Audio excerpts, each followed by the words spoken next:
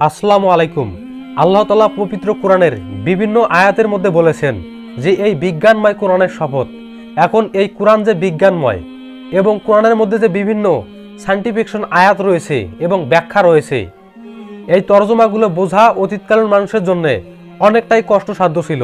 কিন্তু বর্তমান সময়ে বিজ্ঞানের উন্নয়নের সঙ্গে সঙ্গেই পবিত্র কোরআনের এই বৈজ্ঞানিক আয়াতগুলো বা এই বৈজ্ঞানিক সেন্টেন্সগুলো বোঝাটা মানুষের জন্য খুবই সহজ হচ্ছে এবং পবিত্র কোরআন যে একটি বিজ্ঞানময় কিতাব, এটিও মানুষের সামনে খুব ভালোভাবেই উপস্থিত হচ্ছে।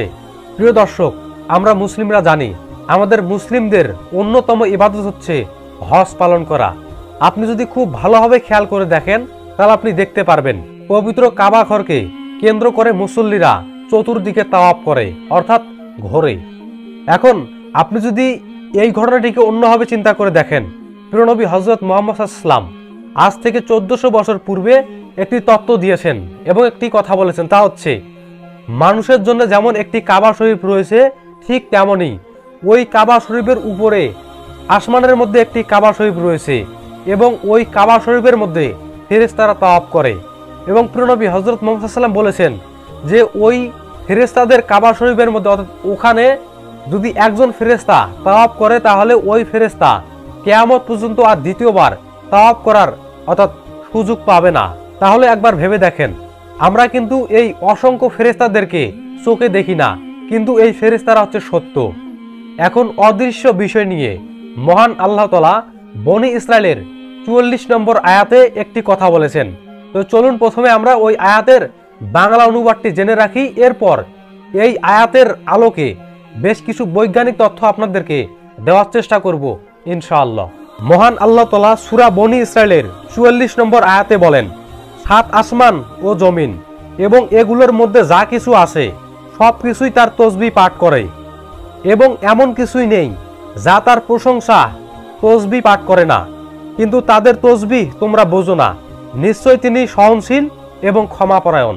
সুপ্রিয় দর্শক, এই আয়াতের আলোকে একটি জিনিস বোঝা যায় যে এই বিশ্বের মধ্যে এমন কিছু জিনিস রয়েছে যেগুলো সম্পর্কে আমরা অবগত নই, কিন্তু ওই জিনিসগুলো রয়েছে এবং ওই প্রত্যেকটি জিনিস আল্লাহ তাআলার তসবিহ বা প্রশংসা করে।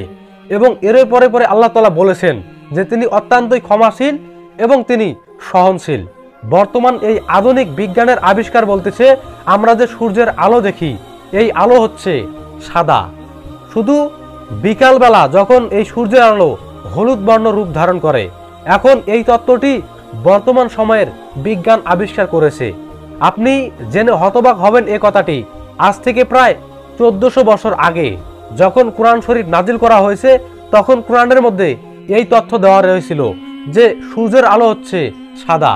এখন আপনাদেরকে আরো একটা কথা বলে রাখি, আজ থেকে প্রায় 1400 বছর আগে যে পবিত্র কোরআন শরীফ নাজিল হয়েছে এ কারণেই যে পবিত্র কোরআন শরীফ রচনা করা হয়েছে 1400 বছর আগে তা নয়, বরংস এই পৃথিবী সৃষ্টির অনেক আগে এই পবিত্র কোরআন রচনা করা হয়েছে এবং লাহে মাহফুজের মধ্যে তা সংরক্ষিত ছিল।